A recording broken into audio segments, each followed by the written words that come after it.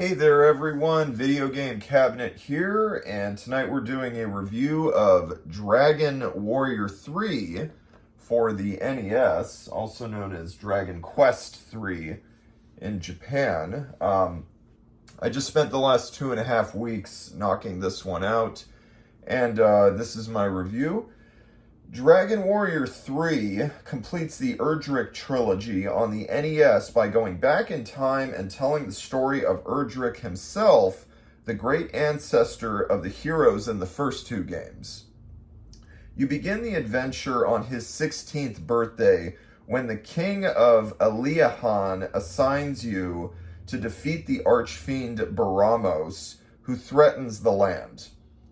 There is also some interesting backstory that develops about your father, Ortega, who is thought to have died while fighting a dragon, and it is up to you to continue his legacy as a great warrior. Dragon Warrior 3 is another great installment in the classic series and continues the grand sense of adventure established in the first two titles. This entry introduces the class system, which allows you to change your team members' abilities throughout the game. You can choose between 8 different classes, so this allows for a lot of flexibility in the way that your party develops. It is similar to the job system in Final Fantasy III for the Famicom, which released over 2 years after Dragon Warrior 3 in Japan. There is also a day-night cycle introduced here, where townspeople will say and do different things depending on the time of day. Other quality of life improvements include being able to fast travel to any town with the return spell. Dragon Warrior 3 also expands the scope of the previous title by giving 2 large landscapes to explore. Roaming the lands, exploring the dungeons, and fighting the enemies was just as fun as it was for me in Dragon Warrior 2, which I loved. Dragon Warrior 3 polishes some of the quirks that game had with attaining currency, but you still have to grind a lot of enemies to level up significantly and to earn enough money for the best equipment. This is just how these classic JRPGs play, and I personally love them. Being able to recruit different members to your team was also cool, but I do prefer my RPG party members to have a little bit of backstory, like they did in Dragon Warrior 2.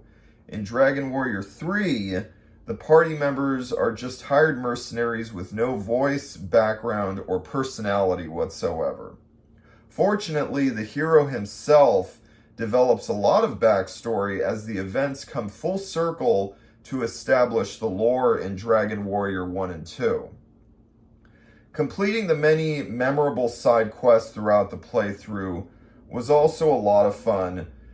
In the town of Japang, the leader is secretly the town monster Orochi, requiring the villagers to sacrifice their daughters.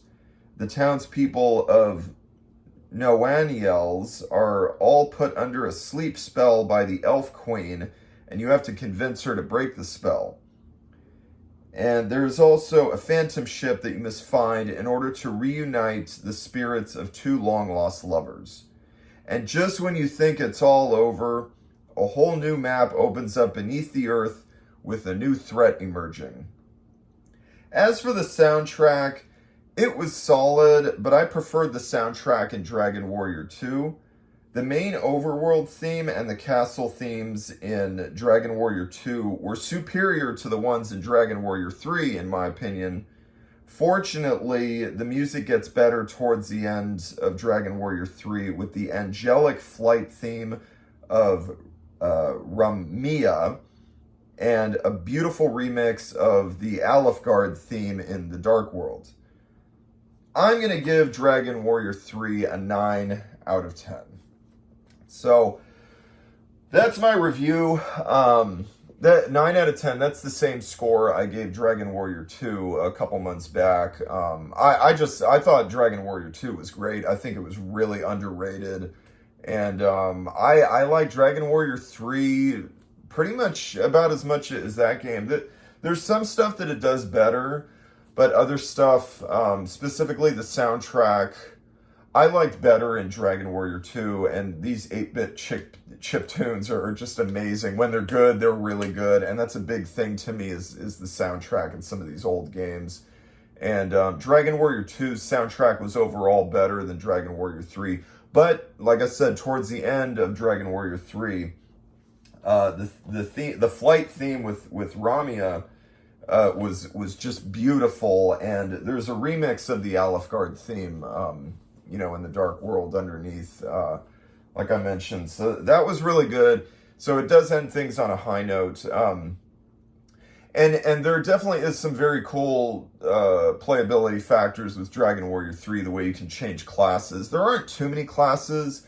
Like, there's a bunch of jobs in Final Fantasy 3 and Final Fantasy 5 that came out way later. But it's cool the way you can keep on switching between them. I think when you get to, like, level 20, and then you'll keep a lot of the stuff that you gained from a certain class, and then when you start over with a new class, then you can build up those stats very quickly. So it's very playable.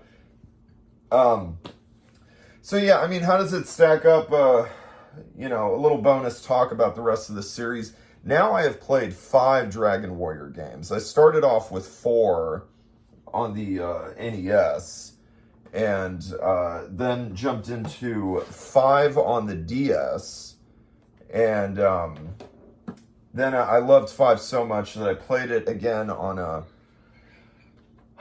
Super Nintendo reproduction of the Super Famicom game, but with an English translation. And then I went back and started doing the series from the beginning, Dragon Warrior 1, Dragon Warrior 2, and now just completing 3. Dragon Warrior 1, a few months back, I gave an 8 out of 10. This one's really good, but it's very dated. It's pretty simplistic, but I appreciate it for, the groundwork that it laid for the rest of this great series so far. Dragon Warrior 2, I know this is a dark horse with a lot of fans of the series, but I loved this game. There's tricks that you can do with the currency that's part of the game early on with selling lottery tickets that makes progression flow very well, in my opinion. Not like other people say where it's frustrating. It worked well for me. I had a lot of fun with this. And now so I gave Dragon Warrior 1 an 8. I gave Dragon Warrior 2 a 9. And then I'm giving Dragon Warrior 3 a 9 as well. So 2 and 3 are pretty equal. Yeah, like I said, there's some things I like a little bit better about 2, some things I like a little bit better about 3. Tough for me to say which one I personally liked better. And then 4 and 5, the 2 that I started out playing, these are both a 10 out of 10. The music in this one, I talked about how great the music was in DW2, but DW4, I think, tops them all for music on the NES. DQ5 also has banger music. This music was probably even better, but besides the music, the story and the sense of adventure in these 2 games, these are both 10 out of 10.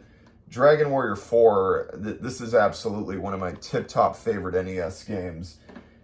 And Dragon Quest V on the DS and the Super Famicom version both are just incredible. The DS version adds party chat, though, which was cool, and a couple other little quality of life improvements. But yeah, absolutely one of the tip-top best games I've ever played here, Dragon Quest V. So yeah, I think that's pretty much all I got to say on Dragon Warrior 3. Coming back on topic to just this game. This one was really great. I think that 4 is the best on the NES, and it's the best RPG on the NES. But yeah. Oh, and yeah, I guess the other big series to talk about on the NES was the Final Fantasy trilogy. Those are really good too. This compares very nicely to those. I don't want to get too off topic, but what the hell, a little bit more bonus talk. The original Final Fantasy, from what I remember playing it 4 years ago, I gave that, I think, a 9. So that would probably be equal with Dragon Warrior 2 and 3. And then Final Fantasy 2 and 3, these had problems, but I still really love them, especially the soundtrack in 2. And there's ways that you can,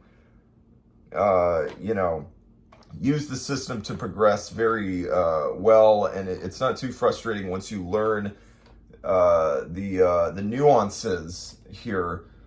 It's funny, Final Fantasy 2 actually reminds me a lot of Dragon Warrior 2, in that a lot of fans see these two as a dark horse in the series, but I love them both if you learn the nuances of the progression system. In the case of Dragon Warrior 2, it's getting the currency quickly with lottery tickets. In the case of Final Fantasy 2, it's using the canceling attacks and the swap spell. And I had a lot of fun with both of these. I think they're very underrated. But yeah, so 8.5 to both of these. So yeah, I guess tying it all together, all 7 of these RPGs on the NES, if we're gonna do this, might as well. Dragon Warrior 1, I give an 8. Final Fantasy 2 and 3, I give an 8.5. Final Fantasy 1, Dragon Warrior 3, and Dragon Warrior 2, I give all of those a 9. And nothing getting a 9.5 so far that I've played. And then a 10 out of 10 for Dragon Warrior 4. This is the best RPG on the system, in my opinion. So yeah, that's all that I gotta say on Dragon Warrior 3, as well as a little bit of extra talk on all the JRPGs on the system. So there you go. Have a good night.